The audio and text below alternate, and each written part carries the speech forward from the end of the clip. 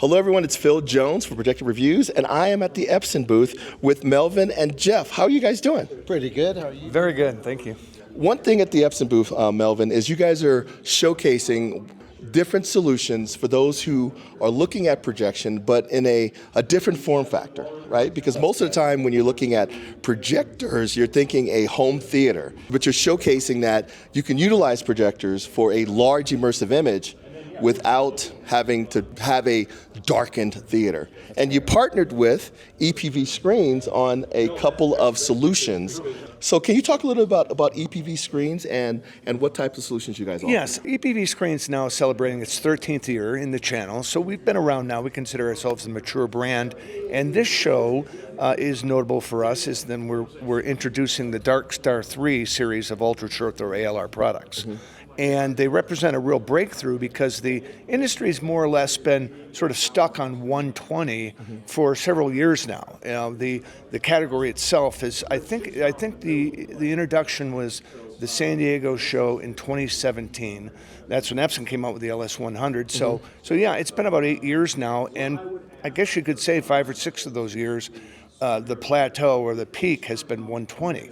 And the real breakthrough for us this year is that we're introducing a range of screens, the Darkstar 3 series, that go way past 120. We've got 126, 138, and 150 in a variety of applications. And what we have here is the 150 floor rising. There's also a 126 and a 138.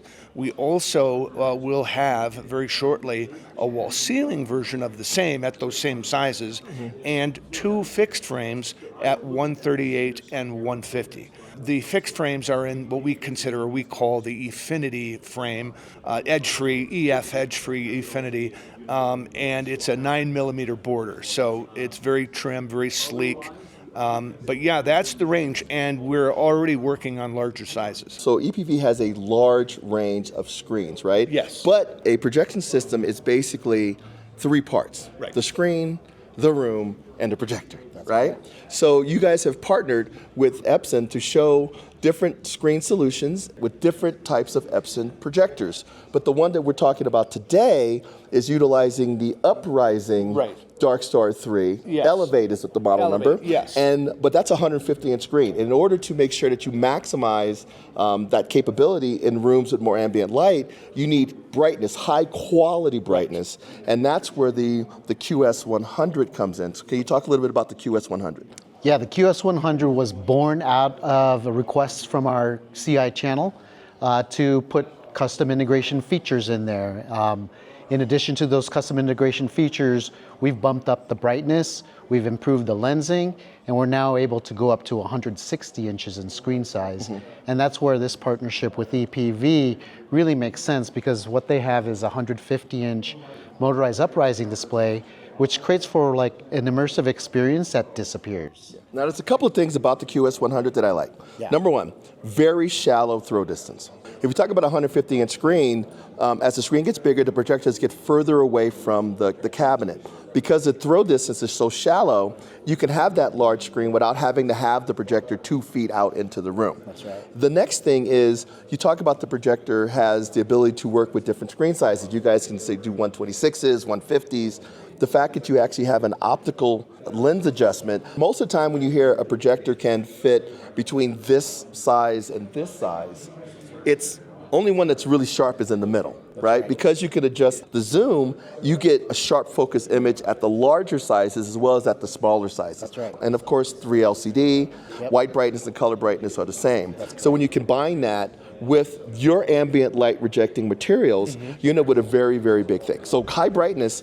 Let's talk about ambient light rejecting materials for a second. Yes. What's the benefit to a consumer and with that type of material? Well, ambient light rejecting screens really solve the long-standing issue with projectors and screens. I mean, we all remember back in our school days when teacher would bring out a film projector, you know, if we're old enough, and the first thing that would happen is the lights would go down and the drapes would be closed. You know, and that was just a fundamental fact of projectors and screens.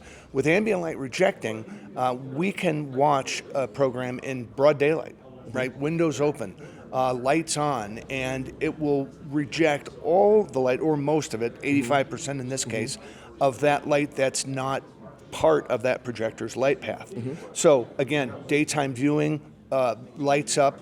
You don't have to make all those concessions to see an amazingly bright, vivid picture. Yeah, because that's the whole thing. For the non-geeks out there, basically the screen only accepts light from one direction, right? Yes. And that's a match made in heaven with an ultra short throw projector because the angle is extreme. So the screen is told only to accept light from this direction.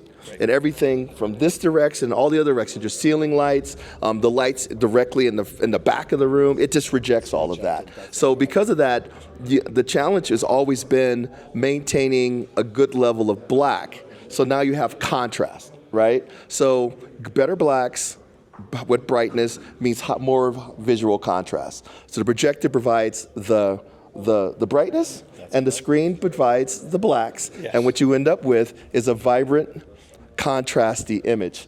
Now, in the booth, by the way, you guys are also showing some other solutions for utilizing ultra short throw. Okay, so can you talk a little quickly about those? Sure. This ultra short throw platform is super flexible. So in this case, with the Elite screens, we're showing the projector basically placed on a credenza. The projection screen hides away. But we do also have a wall mount where you can mount the projector above the screen. We also have the projector that can be mounted inside a Salamander Designs credenza that effectively makes that projector disappear. So it's really like a piece of furniture. You could hide all of your audio video equipment inside that credenza, and it looks like you don't have a projector at all. You're not casting shadows when you're standing up. Normally, if you have a projector that's sitting in the back of the room, you get up, now you're casting a shadow onto the projected image. So benefit to ultra short throw projection, again, as you mentioned, Phil, it's having that projector right up against the screen and projecting a nice big image. You have multiple ways to mount the projector, above, below, and then they can provide the proper screen to go with that particular application. Now, of course, the screen above, it's hard to use a ambient light rejecting screen because it is above. But anytime the screen, the projector is below the screen, that's where the ambient light rejecting materials come in. Exactly. So if they have any questions, they would just come to you, Jeff, and say, okay, I want to put that projector in this particular position, and you would recommend the right solution for them. Right, exactly. In fact, my favorite story on that, some years ago, I was going to a vendor show in Philadelphia, and they were demonstrating one of our Darkstar 2s. And they called me. I was on my way from the airport, and they called and said, I think you sent the wrong screen. I'm like, well, what do you mean? He said, it's a matte white. And they were all concerned because the show was starting the next morning, and it was already late. So I said, tell me the model number on the box. And it was the correct model number. And I thought for a minute, you have it upside down. Because with an ambient light rejecting screen, if you have the overhead lights on and you have it upside down, it's going to look snow white. Yeah. I mean, as white as a matte white screen. Turn it up correctly, and it goes to a dark charcoal gray. So that might be the best illustration of how these things really work, within the room and in concert with the overhead lights. So, the other thing that's funny, like Jaime always sends me screens as well from Elite Screens, and it's always arrows, right? Yes. Because I've had people put a screen in ultra short through one of these screens, and they go, "Wow, the image is really dark," even when the light's off, and I'm like, you probably have it upside down. You know those arrows that were in the instruction manual? Can you kind of follow the arrows, flip it around, right? And they go, oh wow, it looks so much better now. So if you want, so you guys also have for like even traditional projectors, for like their QLs and things like that. You also have just ambient light rejecting designed for traditional projection. Absolutely right. In fact, we have a full range of screens: matte white, acoustic transparent, traditional ALR. All of them ISF certified, by the way, too, which is unique in the industry. But and we've got different frame types and different configurations in terms of wall ceiling, floor rising.